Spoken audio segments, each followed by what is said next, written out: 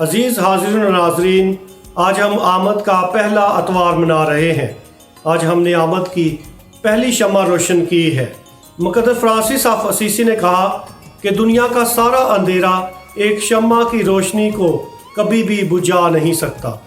یسوع المسیح دنیا کا نور ہے، اور جیسے جیسے آمد کے اتوار کی یہ شمع جلائی جاتی رہے گی، یہ روشنی بڑھتی جائے گی، اور یہ اس بات کی علامت ہوگی کہ یسوع المسیح قریب تر ہے اور وہ ہماری زندگی میں آ رہا ہے۔ ان دنوں میں خدا کا کلام ہماری مدد اور رہنمائی کرتا ہے تاکہ ہم خدا یسوع مسیح کی آمد کے لیے اپنے آپ کو ہمیشہ تیار رکھیں۔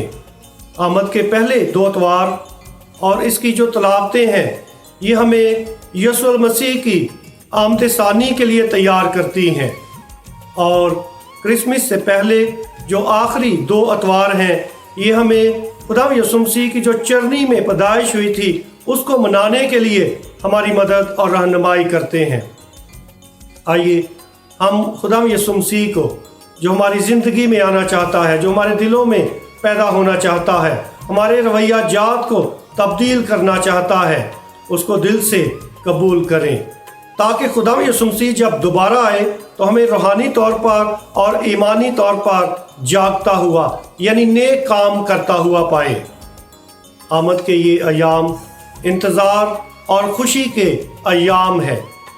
انتظار، ایسا انتظار جو امید سے بھرا ہوا ہے، اور امید اچھے دنوں کی ہے، امید نجات کی ہے، امید یسوع المسیح کی آمد کی ہے۔ اور خدا یسوع مسیح ہم سب کو آج دعوت دیتے ہیں، اپنے پاک کلام کے ذریعے، آج کی پاک انجیل کے ذریعے ہمیں دعوت دیتے ہیں تاکہ ہم دعا کرتے رہیں اور جاگتے رہیں۔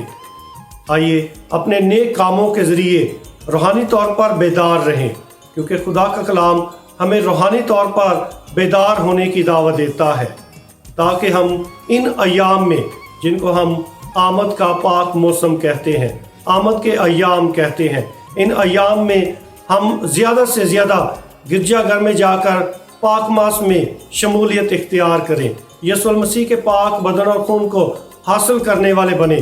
پاک کلام جو پڑھا اور سنا جاتا ہے، یہ ہماری مدد اور رہنمائی کرنا چاہتا ہے تاکہ ہم گناہ آلودہ زندگی کو ترک کر کے یسوع المسیح کے نور میں چلنے کے قابل ہوں۔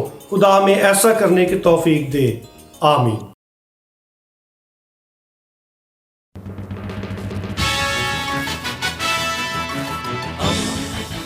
دوستی کا پیمبر، ریڈیو ویریتاس ایشیا۔